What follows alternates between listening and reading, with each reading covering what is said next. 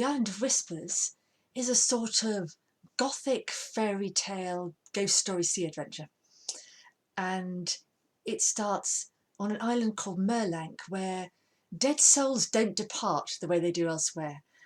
They linger, and they could be a danger to the living. So occasionally the island's ferryman has to take all these dead souls on his boat and sail under the right sort of moon through strange seas to the island of the Broken Tower, where the dead can go on to their rest.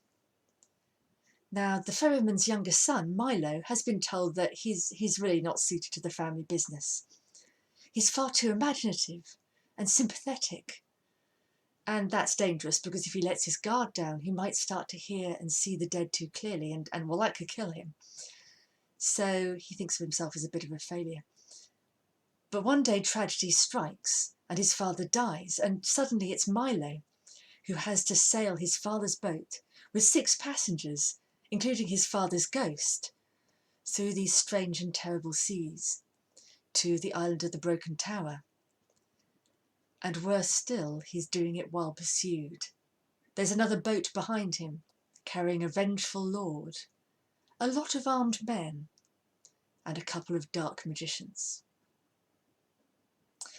When I'm writing a story, I usually start with a premise or more than one premise, and they tend to be dark and weird, something that's got a bit of emotional punch and which gets my imagination going. So, for example, in this case, it was the idea that I could take the old myth of the ferryman of the dead, the one that turns up in Greek mythology. But instead of the ferryman being a supernatural creature, I wanted the ferryman to be human. So it could be an old man with a family, or maybe a boy stepping into his father's shoes. And once I have this idea, then I do a lot of planning, because I like to understand my setting, flesh out my characters, and decide what the plot's going to be. I always know how the story is going to end before I start writing it. And that's not just the series of events in the story. I need to know what the main character's arc is going to be. How will Milo have changed by the end of the story? I'm assuming he's still alive.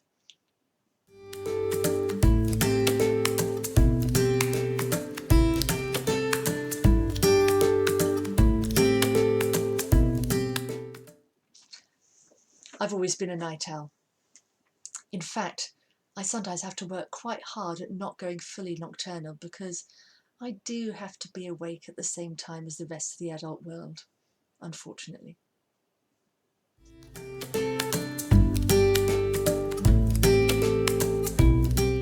I actually really like variety. I try to write about all different sorts of things so that things don't get boring for me. But I am definitely attracted towards the dark, the weird, the fantastical, and the surprising.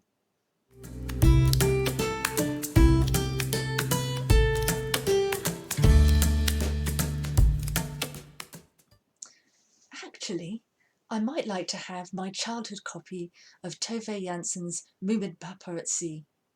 I mean, I always liked the Moomin Troll books, but that particular book is about learning how to cope with life on a remote island.